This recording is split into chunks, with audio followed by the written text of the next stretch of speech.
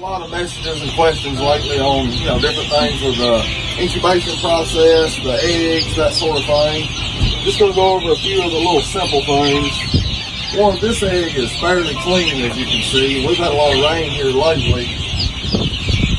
This is dirty. Now, I'm not saying that these can't still hatch, but your hatch rate to go way up with a good clean egg. If you got your nest box off the ground or somewhere where they're not getting dirty or wet. Because these eggs, you can't really see on it, but they got a lot of tiny pores in them. Kind of resemble the surface, if you were looking at it through a microscope, of like a golf ball.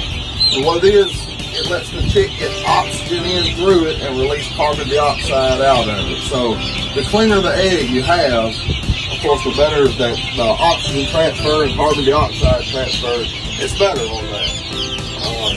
And it's not like a few small pores either. They actually have thousands of them. A few more things that we've had questions about, some of the different vaccines that we use. This is the gun that I use when I'm vaccinating for Merrick's. It's something that I recommend doing. It just seems to be an overall, health thing with the chick. They seem to be a little more healthy using the Merrick's vaccine. You can get this stuff at Jeffers Pet, Wood Enterprise here in America. A spray bottle, y'all probably seen in some of the videos, me using a spray bottle for vaccinating for coccidia. You can get the vaccine same places, but you'll need a spray bottle and distilled water to actually mix that in. And most places spray it on the chicks. You can either spray it on the chicks, it's got a red dye to it, or you get a green dye for it and they'll take it off each other. And it basically vaccinates them for 28 days. You can also spray it directly on the feed if you choose to, which I do that sometimes also. A lot of people ask questions about what feed we use, this, that, and the other. We use a high protein, 26% starter while we've got them in the brooders. Once they go to the next building that you've probably seen in some of the videos, I step them down to 22%, and then they stay in here for a month. They go in there, they're in there for about 2 weeks, and then they'll go outside and we step them on down to about an 18 to 20% protein. We have a lot of questions on the different medications that we use. The majority of my stuff's all Filipino medicine. We get the ambroxetril for the baby chicks. It's real good for their overall health. CRD, coryza, any air sac, infections, that sort of thing, it'll clear it up. I do run these cheap probiotics that you can get at Tractor Supply. I'm sure there's probably other little feed stores and stuff that carry them, but once I run the ambroxetril, because it kills the good and bad bacteria, I always put some good bacteria back in them. Another thing we use, the X-Elite C. It's real good in the summertime, but we also use it in the winter. Anytime that I move the chicks from, say, this brooder to this brooder, kind of as they go through the stages before they go outside, I'll hit them with it for a day. Anytime you stress them out, it kind of helps with stress. We also use this breeder aid a lot at this time of the year, and obviously this is going to the grown chickens.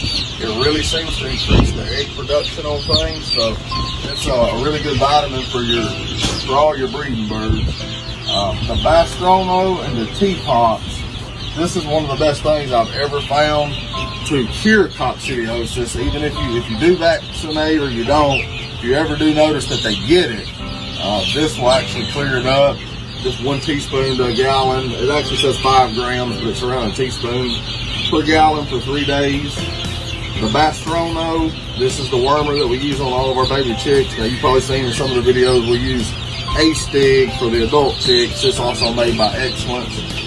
But this Bastrono and Teapox, it's not something that I use on them until they touch the ground. A lot of people do it different. I'm not saying my way's right, their way's wrong, by no means. I just don't use any of that while they're still in here in the brooders, because technically they haven't touched the ground, they haven't been exposed to anything to give them coccidiosis, or for them to get worms, obviously. They haven't been on the ground yet. So it's just kind of how we do it here. Really don't have a lot of info on it. It's just a few little simple things that we've learned over the years that seem to really help us. And like I said, the clean egg versus the dirty egg is going to increase the hatch rate. It's hard to clean them. You kind of wipe them down with a damp cloth. You don't want to soak them in a bucket of water or nothing, obviously, because those pores do open up and they'll let too much moisture in, and you can actually drown the embryo before it ever gets a chance to start. You can see up here we kind of got a chart that we keep in here that goes over the different phases up to it. You know, obviously day 18 is when the majority of the people stop turning. You can candle. We sometimes candle back here at day 10. I actually run 3 of the older Georgia 1202 incubators, but I've converted them over to digital over the years, so I'm just used to using those and I really like them. So sometimes we'll candle at day 10. Other times we just wait and candle the day we stop turning at day 18. You can really shut down the holes. Sounds like Timber's wanting to get involved. You can shut down the holes in the back of your incubator for the first 10 days, and it'll actually let the incubator build carbon dioxide as the chick needs it. And then they open it, like at the big chicken houses, factories and stuff. They'll open it on day 10, and because the egg and the chick naturally start putting off their own carbon dioxide, so at that point they open them, and then of course they have an extremely good hatchability. But most of us that do this with the game chickens and stuff, we obviously don't have those type incubators, and most of us can't afford those type incubators. So but the old 1202s, they've always worked good for me. I know Georgia 12's come out with different models since then, but you can get these old 1202s. You can take the whole wafer system out, and at Incubator Warehouse you can get these for, I think they're $49.99, and you can just convert it over to digital, and it'll save you the pain of one of those wafers ever going out and causing you to obviously lose all the eggs in there.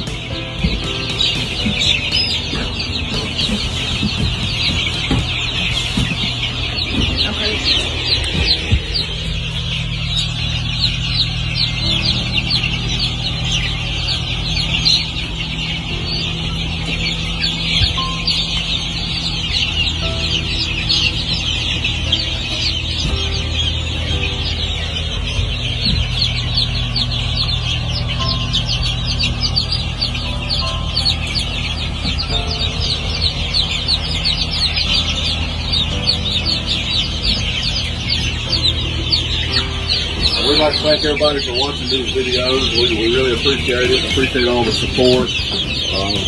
Hope they're informative. Hope we can help some. I know we're going through a lot of struggles ourselves over the years trying to figure this different stuff out. So if we can help anybody in any way, by all means, we don't know all it is to know about it, but we definitely like to help.